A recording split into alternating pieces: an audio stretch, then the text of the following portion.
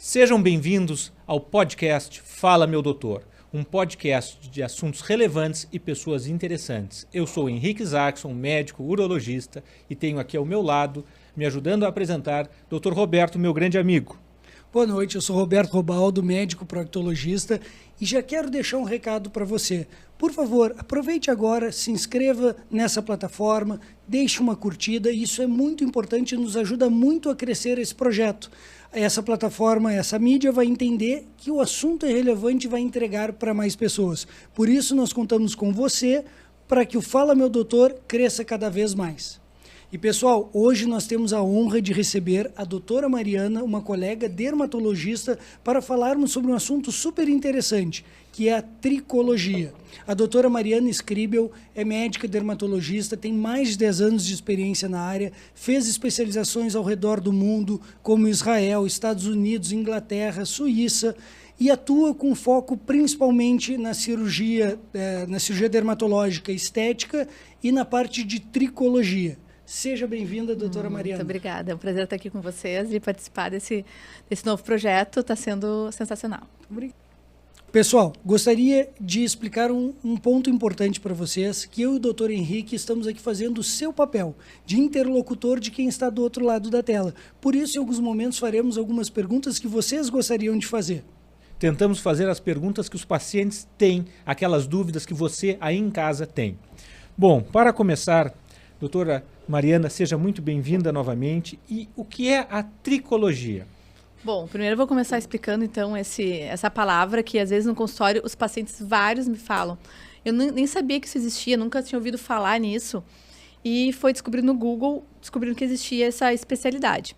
Na verdade, tricologia é o estudo dos cabelos, como ele disse, né? Pelos do corpo, couro cabeludo. E porque dentro da dermatologia tem várias subespecialidades. Então, tem gente que é especialista em unha, em cabelos, né, em câncer de pele. Então, tem várias sub-áreas e a tricologia é uma sub-área da dermatologia.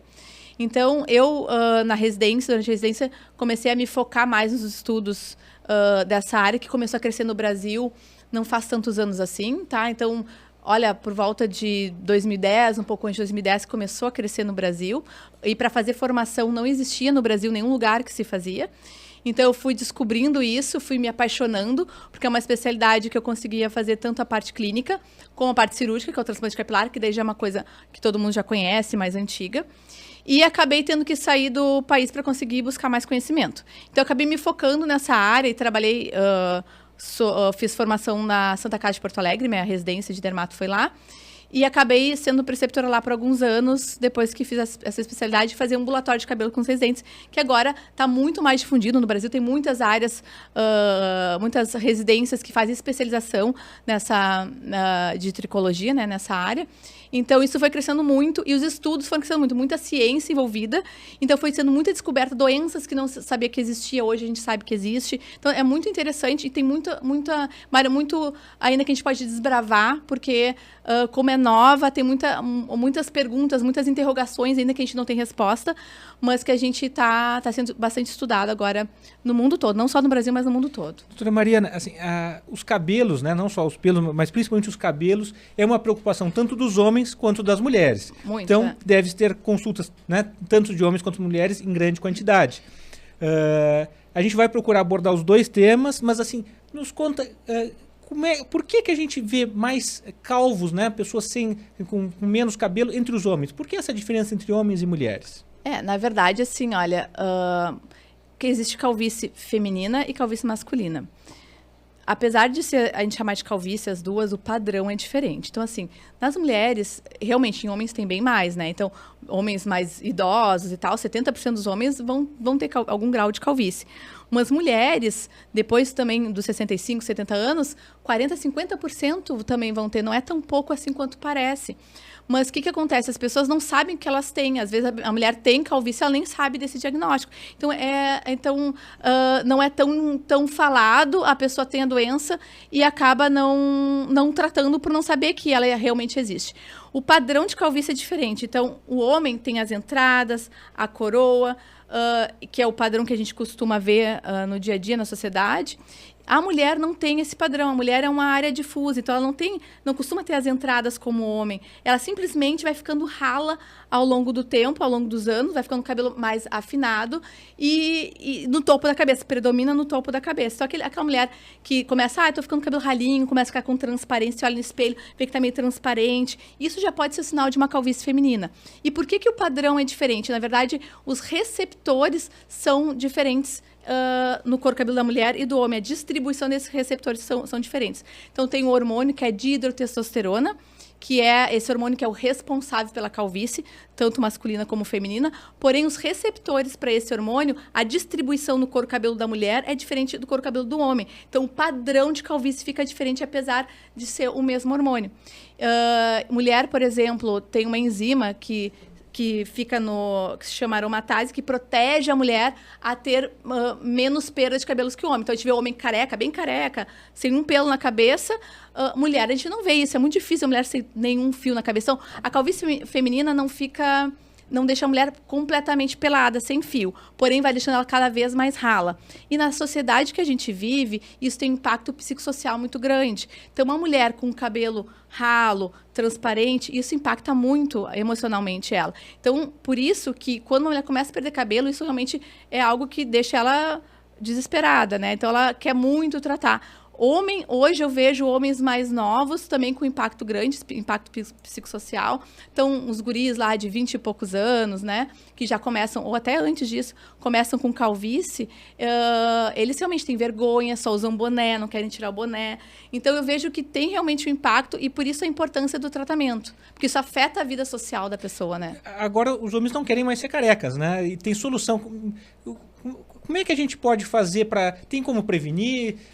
Aquele espectador que está nos assistindo agora, daqui a pouco, ele começa a ver aquelas entradas tipo o Roberto está começando a ter, né, Roberto? Uhum. Então, o que pode ser feito? Existe alguma prevenção? Meu a gente tem a nossa genética, né? Que é... Não adianta, a genética, ela nos leva... Quem tem... meu pai, meus avós, muito carecas, isso a tendência, obviamente, é perder mais cabelo. A gente consegue prevenir isso, ou pelo menos retardar, não é evitar que tenha calvície, mas retardar, bloqueando esse tal do hormônio que eu falei, que se chama dihidrotestosterona. Então, se a gente, desde o início, fizer um diagnóstico precoce, né, começar com o bloqueio desse hormônio, a gente consegue, sim, diminuir a evolução. Não é que não vai evoluir, mas a velocidade da calvície fica bem menor. Então, a gente sempre fala, diagnóstico precoce é o mais importante, porque a gente consegue segurar, estabilizar a doença para que a pessoa consiga manter por mais anos da vida aquela quantidade de cabelo. Esses são remédios via oral, geralmente, né, que tem sido usado. E o que existe de shampoos? O que pode ser usado? Ou funciona, não funciona? O que a gente tem? Essa pergunta é bem boa, porque eu recebo muito no consultório, né? Os pacientes... O que acontece? Começa a perder cabelo, a primeira coisa que eles vão fazer é ir no Google, é ir na farmácia, né? O shampoo milagroso. O shampoo milagroso, sempre tem, né? Já o shampoo vem que aquele anúncio de minoxidil. Com certeza, minoxidil, né? Todo mundo prescreve, né? Tu vai na farmácia, qualquer lugar, todo mundo dá o minoxidil, né? A pessoa vai lá com shampoos que tem de todos os tipos. Na internet, resultados milagrosos com esses shampoos. Mas, infelizmente, eles não adiantam de absolutamente nada, né? Então, o shampoo, mesmo que coloquem, por exemplo, o próprio minoxidil dentro do shampoo, o tempo de ação, a gente lava o cabelo e fica quanto tempo com o shampoo na cabeça? 2, 3 minutos, 5 minutos no máximo? Isso não tem como agir. Então, na verdade, shampoos não funcionam nem para calvície, nem para nenhum outro tipo de queda de cabelo. Isso é importante falar, porque tem muita gente gastando dinheiro em vão aí com shampoos. Sim. E os complexos vitamínicos que chegam muitas notícias, não sei, talvez eu esteja procurando na internet. Eu acho que você está sabendo um pouco sobre isso, Robertinho. Mas sempre vem um anúncio de um complexo vitamínico que faz crescer cabelos. Isso, historicamente, sempre existiu essa propaganda. Isso realmente funciona? Esses medicamentos têm alguma base científica? Na verdade, assim, olha... Não, vitamina não vai fazer crescer cabelo, vitamina não ajuda em nada uma calvície.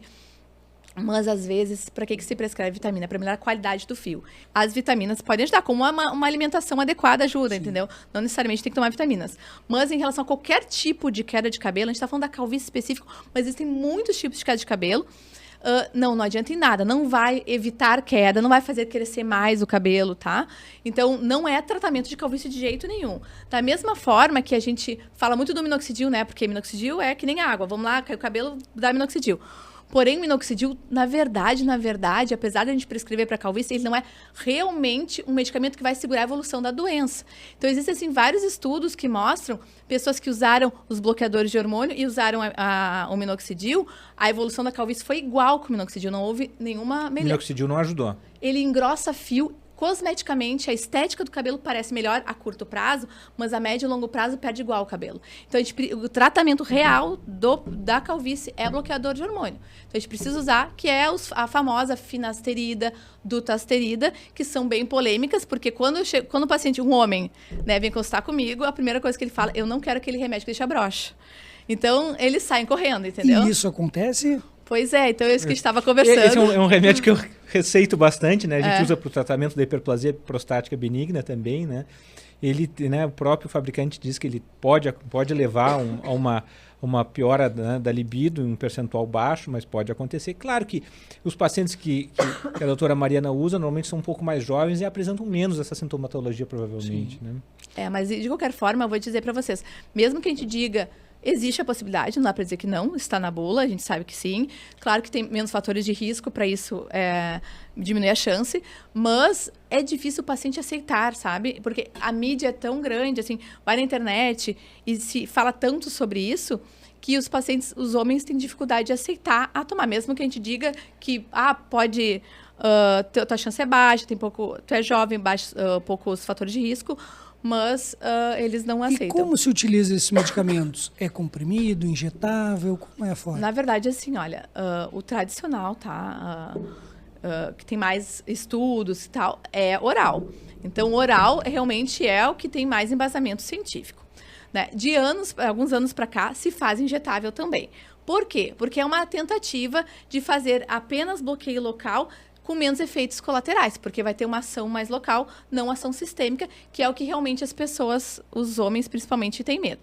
Então, existem essas duas maneiras de fazer, e hoje em dia existe também gel de finasterida, spray de finasterida, e tem artigos publicados mostrando resultados. Porém, o embasamento científico desses é algo mais recente, então não é tão forte quanto o uso oral.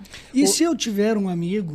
De novo, esse amigo está cheio de dúvida. Esse amigo tem muita dúvida. Que tenha se interessado em começar esse tratamento, porque está ficando com o cabelo um pouquinho mais ralo. Essas pessoas...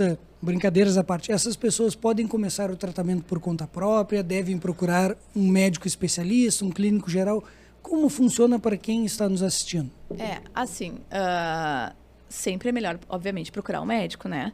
Porque tem efeitos colaterais, ele tem uma metabolização no fígado, né? Então, a gente tem que avaliar o paciente se ele realmente tem indicação. Primeiro, ver se o diagnóstico está correto, tá? Perfeito. Segundo, ver se tem alguma contraindicação para o uso desse medicamento. E conversar com pacientes prós e contras, para ele poder também pensar, porque é um medicamento que tem que usar para a vida toda, né? Então, não é usar por um ano, é para usar para sempre. Enquanto quer tratar calvície, tem que usar 10, 20 anos, né? E quando suspende, acontece algum efeito rebote? O que acontece é o seguinte, a calvície volta a evoluir como ela iria evoluir sem o remédio. Então, por exemplo, se a pessoa usou 10 anos, ela ficou 10 anos protegendo a calvície. Parou, vai voltar a perder progresso, como se não tivesse usado.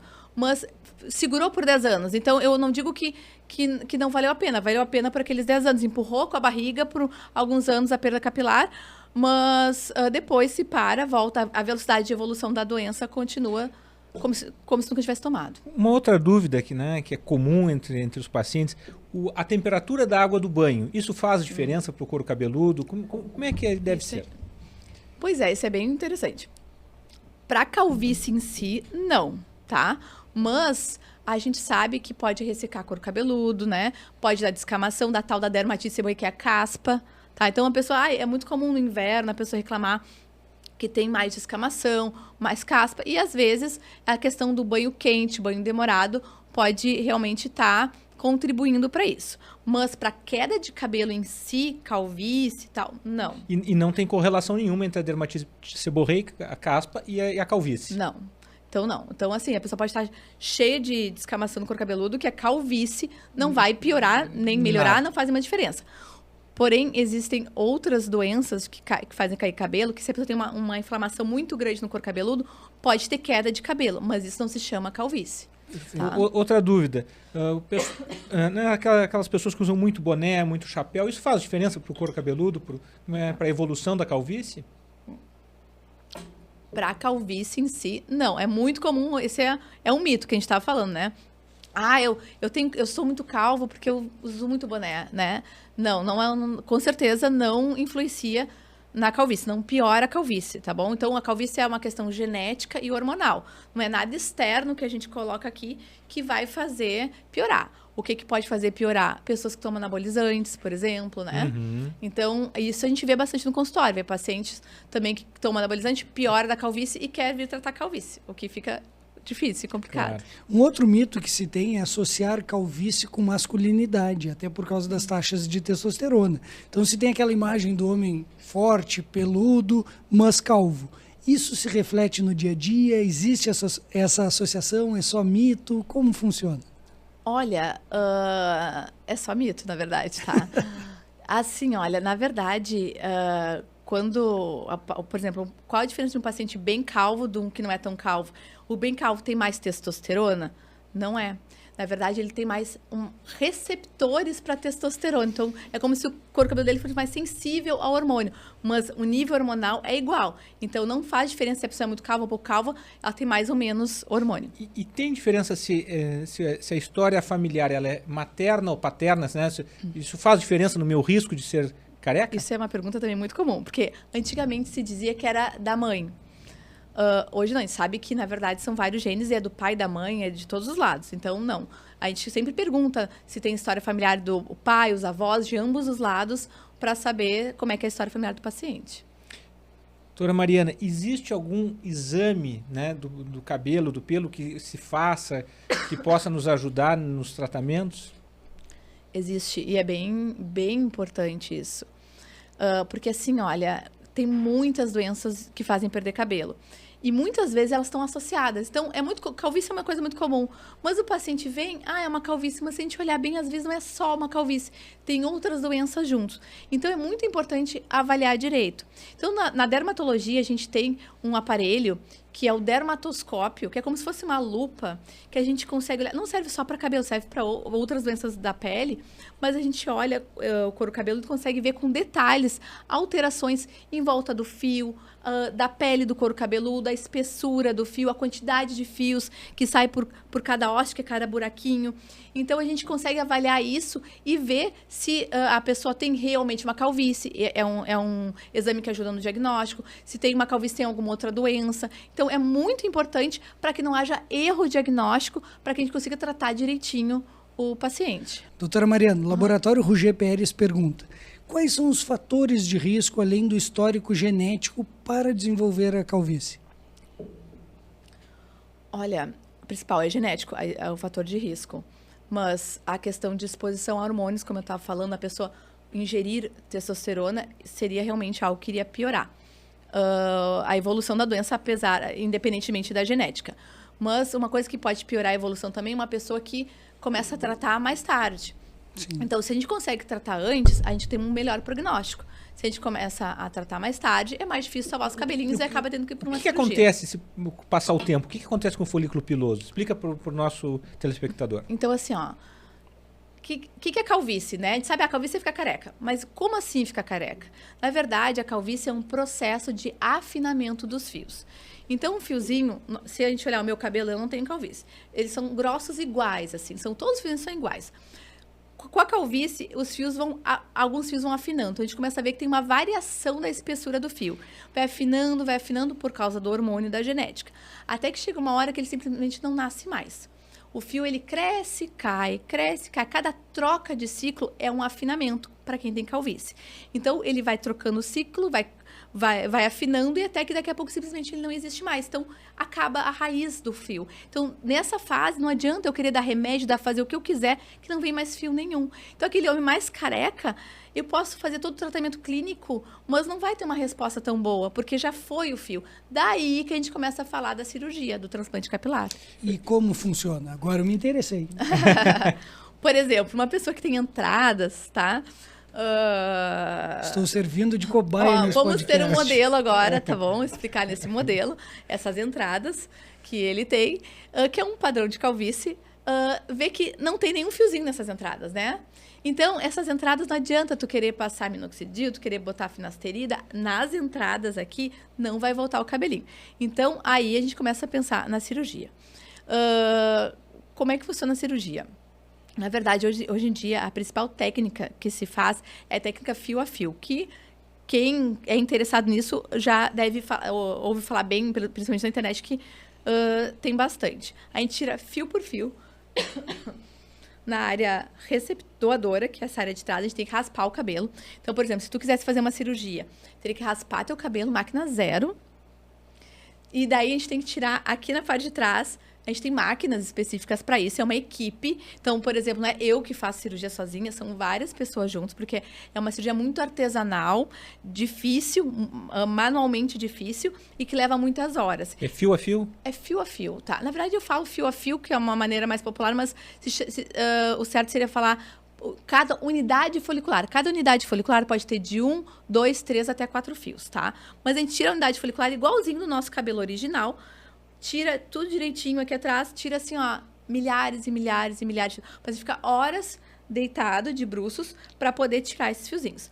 Depois, a gente faz incisões no couro cabeludo, na área que o paciente deseja implantar, que são pequenos buraquinhos, e que depois vai a equipe e implanta fio por fio aqui, para poder o cabelo que estava aqui atrás começar a nascer aqui na frente. Certo. Tudo no mesmo momento. Tudo no mesmo momento. Só que isso leva muitas horas. E esse procedimento é com anestesia local, anestesia geral? Assim, no mundo, fora Brasil, é muito mais só local.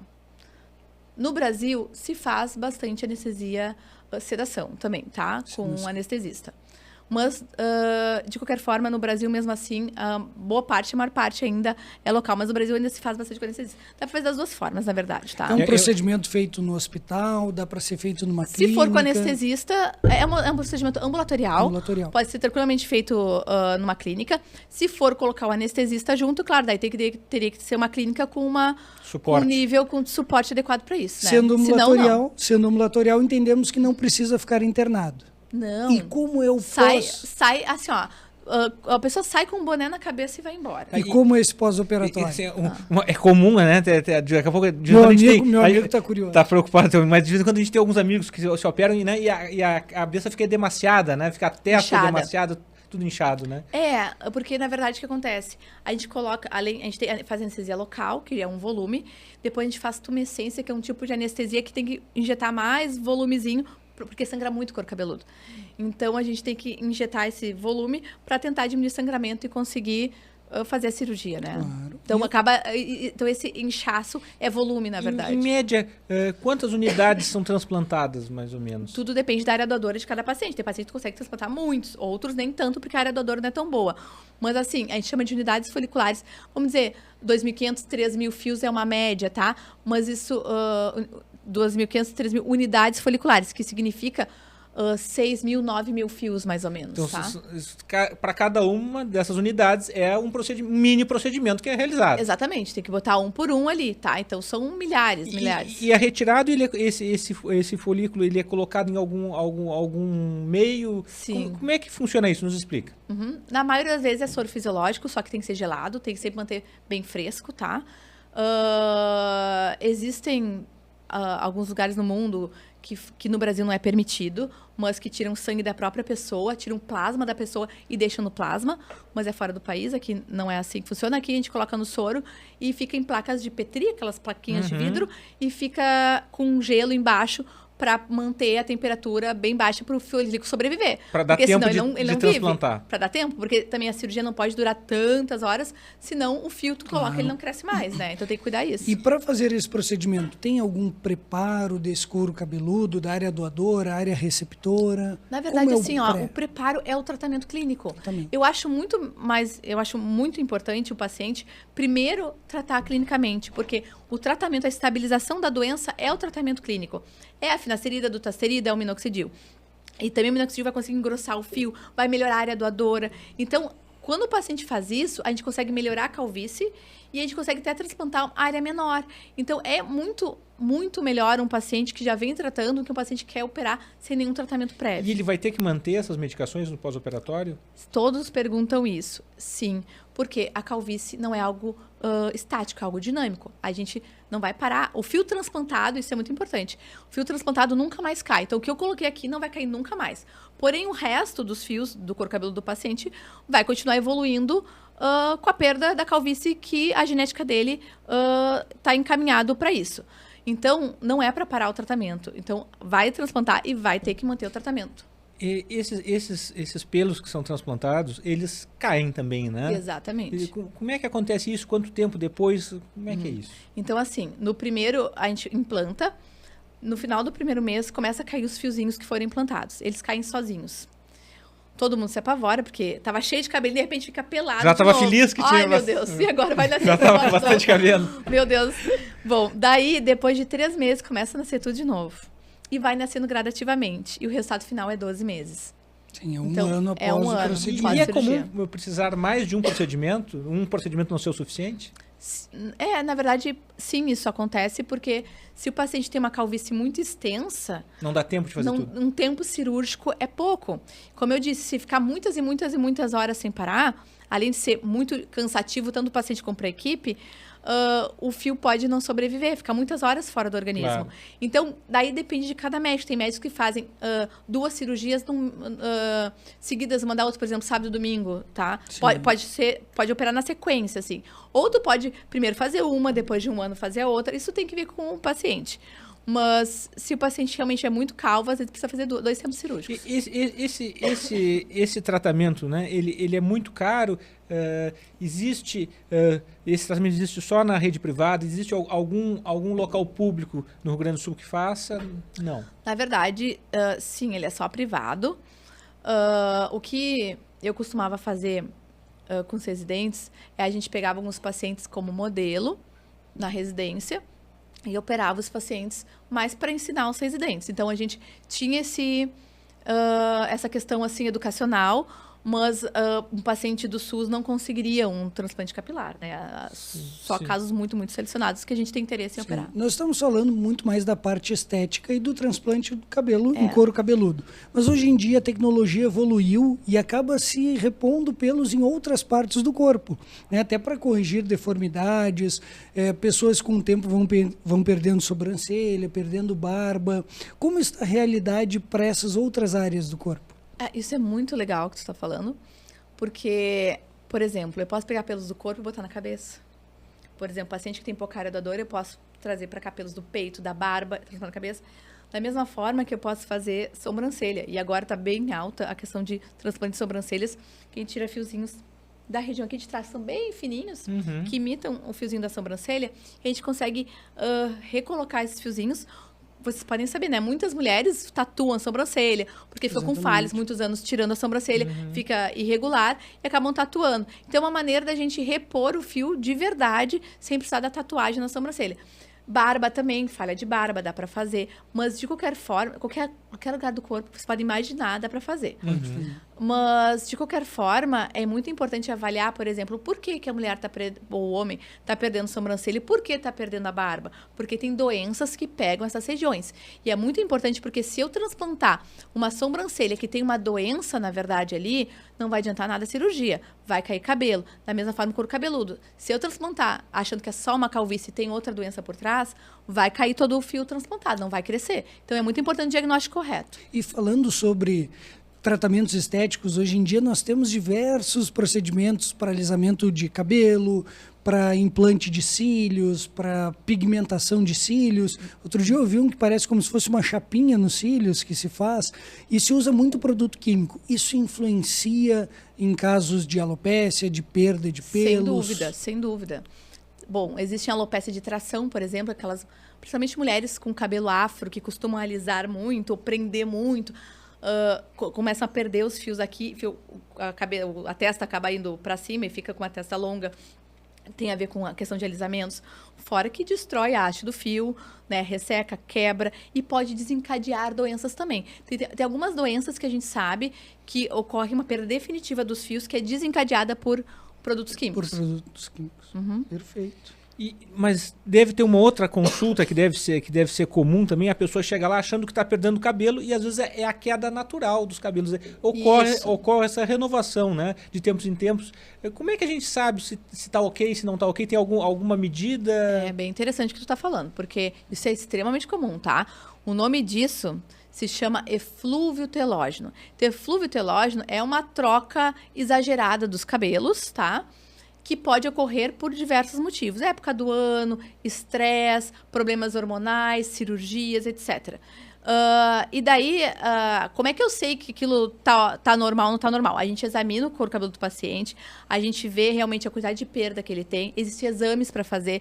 Então, existe exames que a gente, que se chama pull test, que a gente puxa o cabelinho, avalia exatamente quantos fios saíram ali para saber se está aumentado, se está diminuído. Então, existem testes que a gente faz para saber se essa queda está exagerada realmente ou não. Mas, se realmente está exagerada, esse é um problema que atrapalha, que as pessoas se incomodam muito, porque cai demais cabelo, mas eu fico super tranquila, porque é um problema que tratando cura e volta tudo e a pessoa fica totalmente recuperada. Então, é um problema bom de tratar, porque eu tenho certeza que o paciente vai ficar 100% depois. Essas quedas que você está falando que é muito comum. Perfeito. Nós falamos muito sobre calvície, mas existem diversas outras doenças, né, dos pelos, do couro cabeludo e da pele como um todo. Por isso, Dr. Jefferson Freitas gostaria de lhe perguntar, o que mais se trata num consultório na especialidade de tricologia? Mais se trata essa queda que ele acabou de falar, essa queda intensa, que se chama eflúvio telógeno.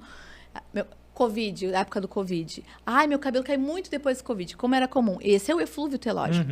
Então, isso é extremamente comum no consultório e a própria calvície mesmo, tanto feminina quanto masculina. Eu tenho metade dos meus pacientes de cabelo é homem e metade mulher. E dermatite seborreica, caspa, que antigamente se comprava um shampoo anti-caspa, isso já era o suficiente, não procurava ninguém. O que temos de tratamento nessa área? Então, a dermatite seborreica, que é a caspa, né, que é essa descamação, tudo depende do grau, né? Se é um grau levezinho, até que um shampoo dá conta. Mas se o grau é mais intenso, a gente tem que usar ácidos, às vezes, no couro cabeludo para tirar aquela escama.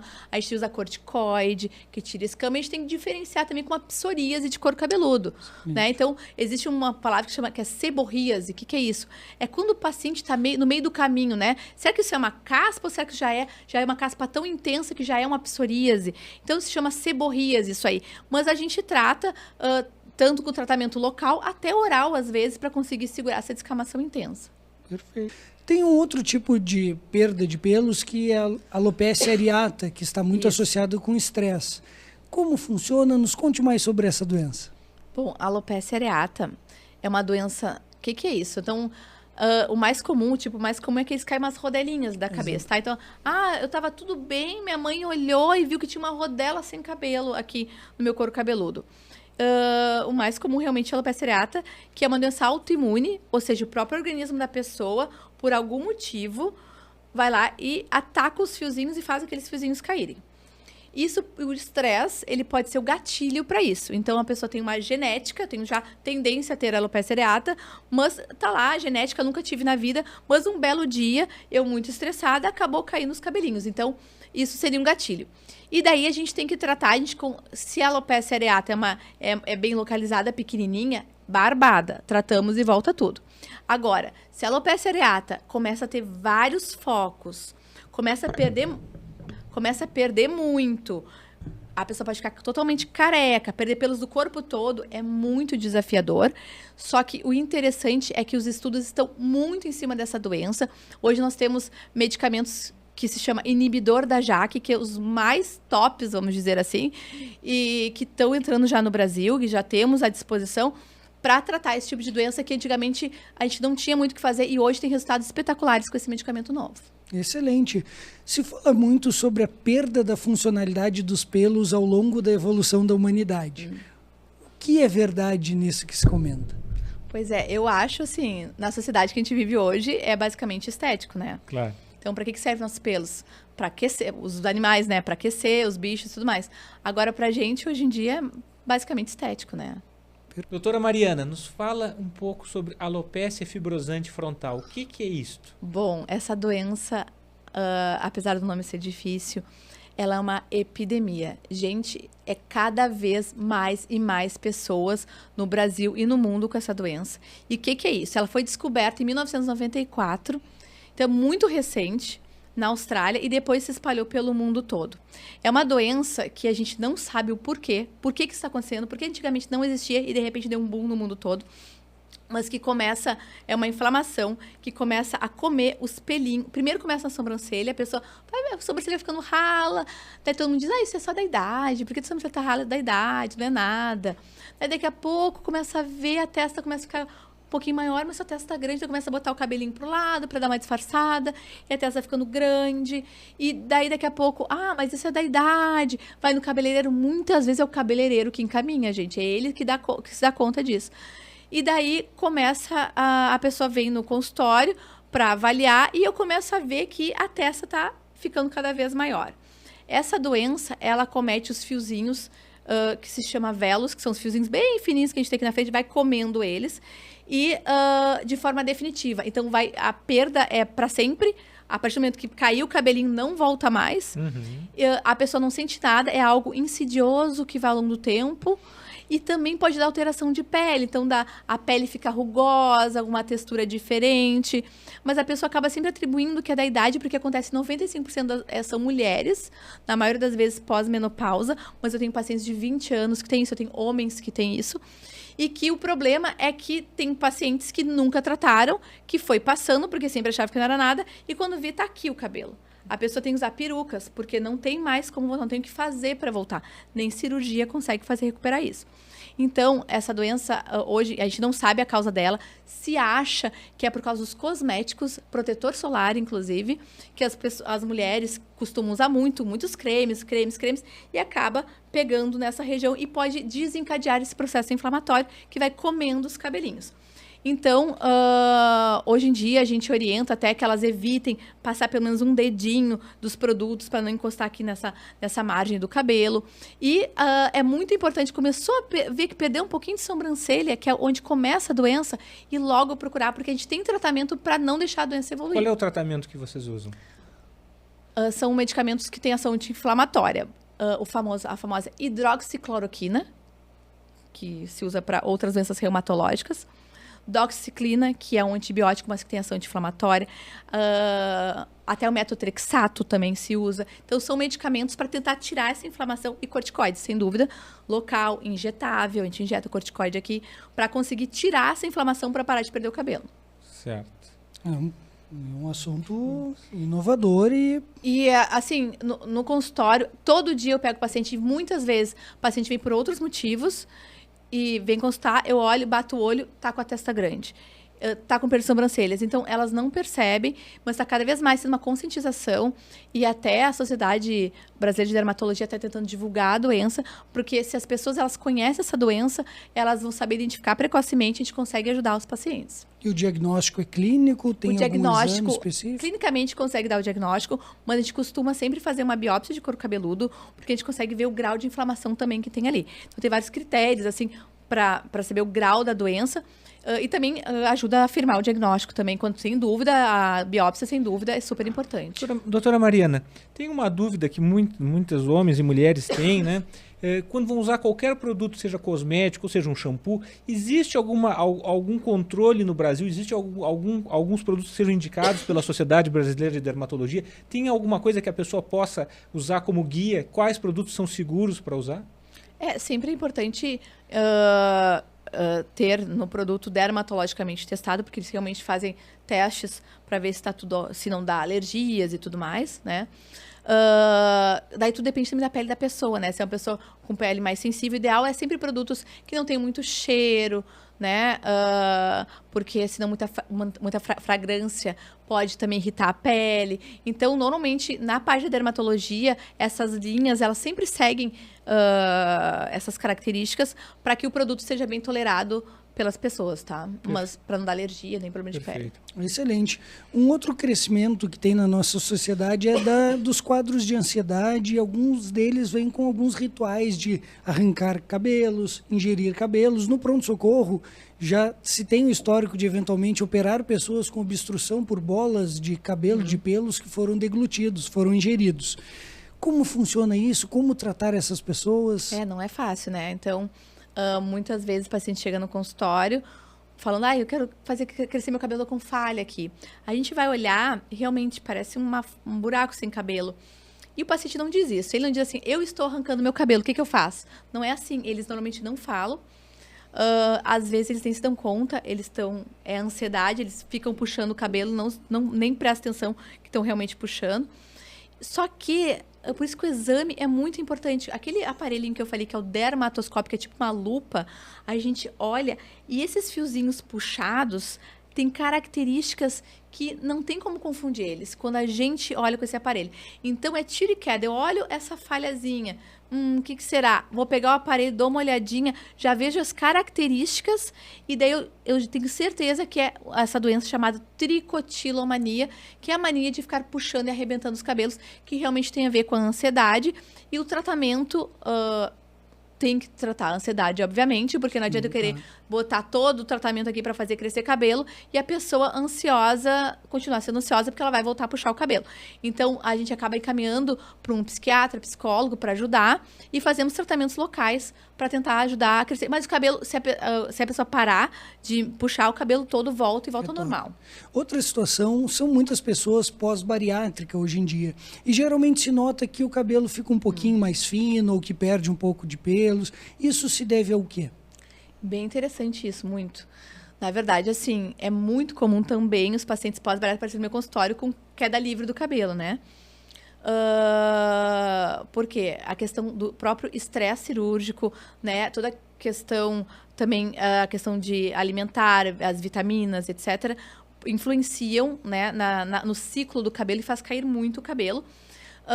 E a pessoa vem para o consultório para a gente tentar recuperar esse fio. Na verdade, qualquer cirurgia, ou até processo cirúrgico com anestesista ou não, pode desencadear uma queda intensa. E o emagrecimento na bariátrica, além da própria cirurgia, o emagrecimento super intenso, muito forte, isso acelera mais. Então, uma pessoa que perde mais de 10% do peso de uma forma mais rápida, já vai dar queda de cabelo. Então, uma bariátrica perde muito. Então, acaba que o volume do cabelo, o fiozinho vai ficando mais fino também. Mas a gente trata e a tendência é recuperar. Uma outra pergunta, doutora Mariana. Aquela mulher que pinta os cabelos, tinge, né, ao longo da vida, ela tem um risco maior de ficar calva, de ficar careca? Na verdade, a química, não vou dizer calvície, porque a química não vai desencadear uma calvície em si. Porém, vai sim atrapalhar muito a qualidade do fio. Então, vai afinar o fio, vai deixar ele quebrado, né, opaco. Então, ela perde volume por uma questão de quebra de fio, não de queda de fio. Então, quando o paciente fala, tô perdendo volume no meu cabelo, isso pode ser porque tá caindo da raiz muito cabelo, ou pode ser porque tá com muita quebra de cabelo. Isso a gente também tem que diferenciar no exame do paciente. E se ela parar de pintar, recupera. Daí, se ela parar de pintar e fazer química, o cabelo vai voltar a nascer saudável.